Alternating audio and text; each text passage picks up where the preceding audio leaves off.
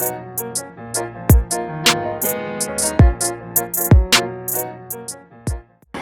guys, welcome to the Culture Mag. Today we're here in the studio with Dorado, Harold and Tan, and obviously just going to talk about their life, their journey and their music. Hi, my name is Young Tan, music artist and producer from Coventry. Alright, man, Dorado. Together we come make Dorado. You've got an EP right now, Glacial. What was the inspiration behind the name? Well, we kind of was making like really cold music, and glacial is a state of coldness, or a state of really extreme like freezing or frozen. And with the time, with what was happening with COVID and quarantine and everything, we're kind of feeling like it was kind of like in the air. It was all a bit, everyone was frozen. You can't go to your work, you can't go to your normal lives. It was cold, so we just thought, we need something that just represents the time. And we just thought, and the music is cold as well, so it was like, cool, that makes sense, glacial. We arrived at that. So also, is there storytelling? There's one called Honestly, which basically was talking about when you're having a problem with your girl, when she's not trusting you. You're trying to tell her, yo, I was with the homies, man. I wasn't nowhere where you're thinking, I wasn't doing nothing. But she's not listening. Some kind of Drake vibes.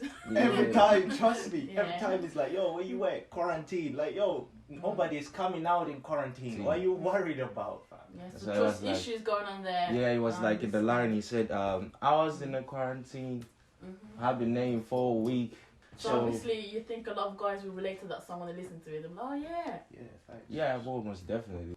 Basically, on Need No Love, it's basically talking about the same stuff. Because it's talking about, I don't need no love from like, because your ego always fuck it all up. It's talking about a girl like, you always be, if you're trying to give me the loving that you got, cool. But then later on, you always be on some other shit after that. Tripping. So keep all of that love that you want to keep, fam. So it's the song proper in your feelings and stuff like Yeah, that. Yeah. like, but on some like straightforward though, like, yo, it is what it is. Yeah, because we're working on a project, like we're gonna do a project called Reborn, and that's how we've got to build our beats a certain way. Like it was just co-producing that whole shit. And then after that, once it was done, when this happened, it was like, okay, we need something right now. We wanted to kind of reflect the times, but not on some just talking about. We just wanted to be like, okay, we're in this room and this time, and this is the music that we're making. So what actually made you want to produce your own tracks? because the beats were dead. Niggas are dead beats. Niggas are dead beats. No, I love that. And it was about finding our own identity. Yo, so right now we're gonna show you how we came up with one of the songs in our EP, Need No Love. We're just gonna go through the beat and the ideas and how we go to the final product. Yeah. So he started with just that melody. That was the first. It was in the middle of a game. No. And it was like, yo, I didn't even know what I was doing. I was just doing, and it was like, that's it right there, nigga, stop, that's right, that's it, and then took over. Just the melodies, if it's melodizing at that point, and just mumble it out, because it's difficult sometimes to come up with the words when you're just freestyling on the microphone at that time. We just mumble, whatever I need to say, whatever the feeling is in that moment is more important than getting the actual word. Yeah. So we just be free with that. And No love. so there, we already heard No Love. We already know we got something. So there, just kind of find the rhythm, trying to find the flow. Yeah. Like how is it gonna feel? Not even caring about like words, delivery. It's just, yo, no love is the key thing at the moment. We know no love. It was actually recorded with like layers of just mumbles, and then we cut the pieces. Like it wasn't sounding like this when it was recorded. It was all like 3 different layers of vocals, and then you just cut sections to make it into one song, which now ended up being like.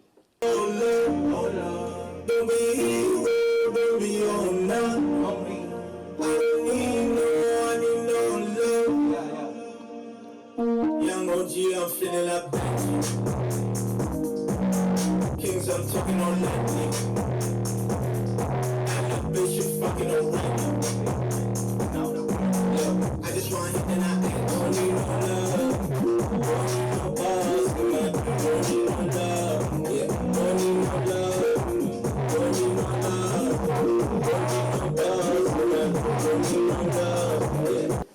still an emotional song, but you hear our sound is very like aggressive, 808 heavy, melodic. Or every time you hear El Dorado, you're always gonna be hearing that bounce, that feeling, that emotion, that And it's always gonna be relatable because everyone be going through this situation sometimes. So you can find it on Spotify, YouTube, everywhere you wanna find it. Streamable everywhere. Hi guys, we're here now at the vinyl store. We're just going to talk about, the history, how they got into music.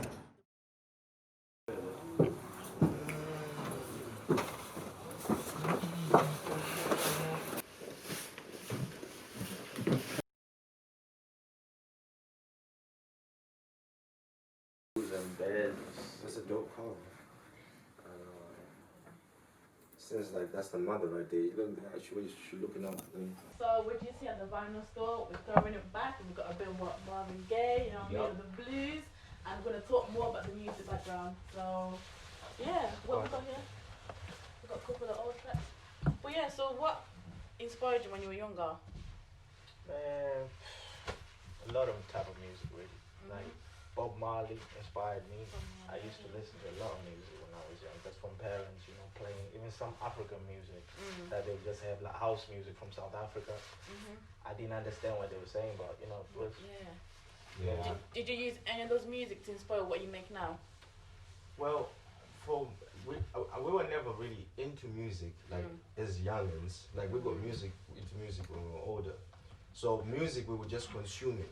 Like the influence that we hear it now in like the message that we speak, because the music we came up on like in our country, it was very like message heavy. It meant something. It wasn't just all party songs. So just like you said, obviously they make the music very real. Yeah. The same way you make your music. Yeah. You like talk about the story, Yeah. how it makes people feel. Yeah, they make us comfortable. I guess because we saw them say it wasn't like it's not weird to talk about real stuff. Of course. Because you came up hearing songs like that. Exactly. You And know? obviously as a man as well, it's nice to actually have men opening up. You know what I mean? Exactly. Some people are, you're a man, why are you opening up? But no, I like that. Of course. And obviously, of course, to be an artist, you have to keep a certain image. Obviously, I can see you with your little swag going on. Take us through that. How do you keep with certain images? Well, we just try to be us, to be honest. Like, I just dress what looks good to me. Obviously, there's inspirations. I might see something somebody pulled off somewhere, and that may inspire me to just look for a vibe. But nothing too serious. Usually, music videos is when I'll really go deep into trying to find some type of look, because we direct our own music videos.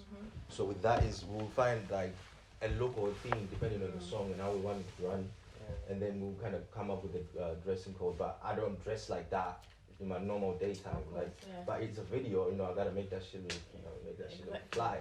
So pretty much for the videos is where you get most of the different kind of looks, everyday life, normal guy. What about yourself? I just wear simple shit. If it's jeans, it's whatever. Mostly you probably find me in flip-flops. Yeah. Obviously, I can tell you guys are very passionate, even the way you talk about it. I'm like, it's taking me back. Yeah, I love that. Yeah, because it's the time. If you put in a lot of time into it, you go through every process and every emotion, like sometimes shit don't work, sometimes disappointing nights in the studio, letdowns with people. So the more you're involved in it, it gets more personal for you. Of course. I guess that's what comes in blessing, having your own home studio. Yeah. Wow. And you guys used it to your best advantage, because look at the EP. It's hot right now. I like that. Do you feel like we've talked a lot about the politics? Is there any negatives making your own music, producing your own music, writing your own lyrics? Any negatives that you guys find? It takes time for you to get it to the quality that you want it. Because let's say when I first started making beats, it was out of like, we can't get really instrumentals and whatever thing that really sounds and speaks to what we want to do. So it took time now to get those beats to that level where now they sound industry quality and it can be able to go like that. So that can be the little bit of a drag back of you just learning the processes, learning the ropes of the game. But as soon as you now learn everything, pretty much everything will be now easier. Classic. To this day. My shit is Lonerism, Tame Impala. Kind of been inspiring me lately. One of the songs I like on there is feels like we only go backwards. Kevin Parker is a good fucking producer. As you can see, this is the shit we be on. That's the exact vibe. One room, laptop, alcohol, keyboards, you know, same vibes, just different type of music, inspiration. I'd rather this than a proper studio. This is where the vibes is. Everything comes out in a more closed space. It's more comfortable. Pick up. What you got? You need to go get this. It's like it. So you guys said Bob Marley is one of your favourite artists. What about Michael Jackson? Yeah. Yeah? Michael's another legend. You know, a lot of tunes. Those are tunes we used to just hear growing up, being played around the Of course. house. Do you think his music changed over the years, or? Michael's. I mean, I just heard I just heard the big songs. You know, I wasn't really deep into like digging into Michael's songs. All the songs that everybody knows are the ones that I know. Obviously, the same with Michael Jackson started music when he was young. Same as you guys started when Oh you yeah, were 16. definitely changed from when he was young. Yeah, of course. Okay. So do you think you guys as well music changed whilst you were young from now? Yeah, And even in what way, please? the stuff you talk about when you're young, you haven't really experienced a lot of things, so you can only talk about certain things. That's why you hear most people will be just talking surface stuff. But if you've experienced more stuff, you can now put more, context into whatever you want to talk about, even the story. You now know more words, you know more learning. You've got better vocabulary, so you can.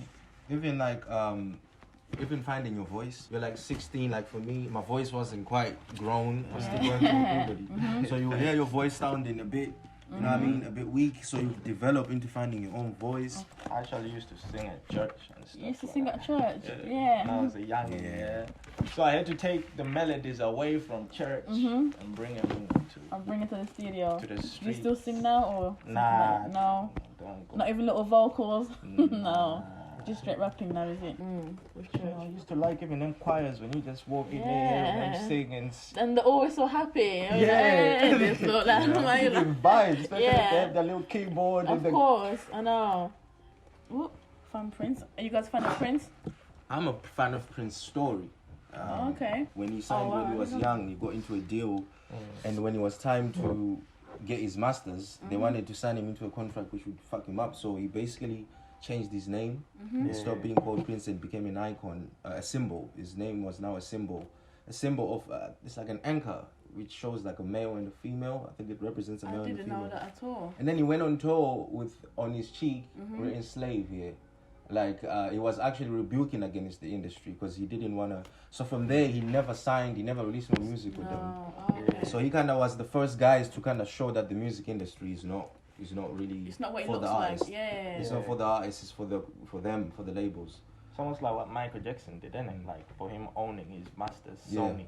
He ended up buying his own masters, getting Yeah. them from Sony, and I did not they know couldn't that. get it back. They were now trying to buy them back, Yeah. but he wasn't selling Even them. was it the Beatles? He bought some. The Beatles. He bought the Beatles catalog, all of it. So those guys were kind of the first guys to kind of show the independent wave. And that's how you guys get inspired. Yeah, Because they're very, yeah. wow. Because that's the music industry is not really set up for the artist to win. It's kind of exploitative. So when you get guys at that level preaching that message, like the Jay-Z's and everything, Yeah. it's inspiring. So Prince was the first guy to do that shit. Well, thank you for teaching me that. I had no idea. A little history lesson for me there. Obviously, right now, showing you one day it's gonna be our own vinyl. Another edition of this interview, some in the future. It's gonna be showing you an El Dorado vinyl. But right now, this is the inspiration. I got Marvin Gaye, Sexual Healing. I'm sure everyone has heard that song. I used to hear this song all the time when I was a kid, man. Wonder what my parents were doing, but that's another story. But this is the guy right there, man. Inspires me even in just hearing some songs. The instruments that they had back in those days was all live instruments and stuff as well, And it's kind of amazing. Right now we just sit on the computer and know how to work everything, but they really did it from the mud. And it's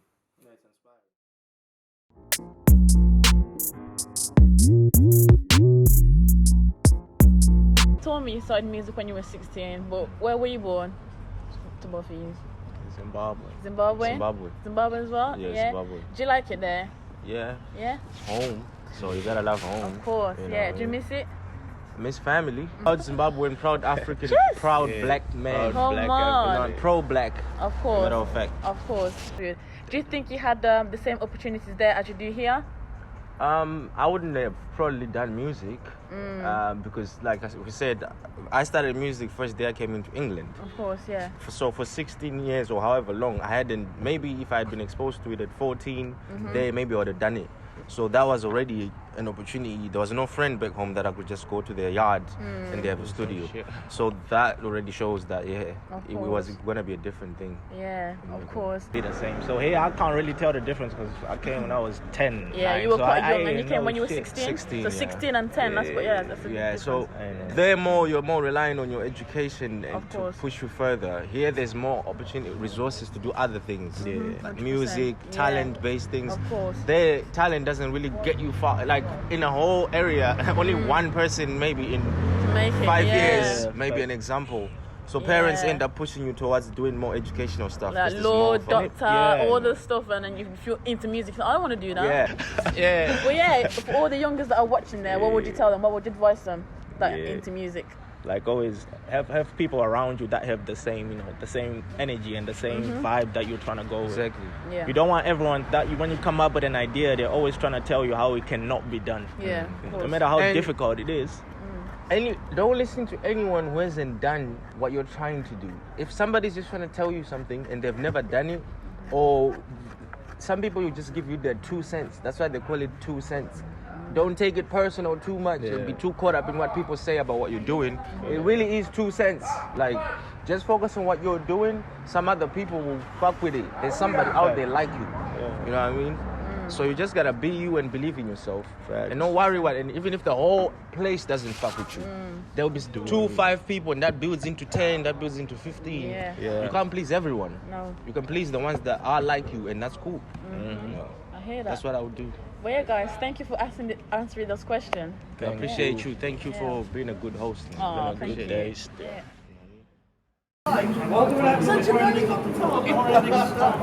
Thank you guys for tuning in. Talks for the Culture. Obviously, stay tuned for more videos. Okay, guys? Hey.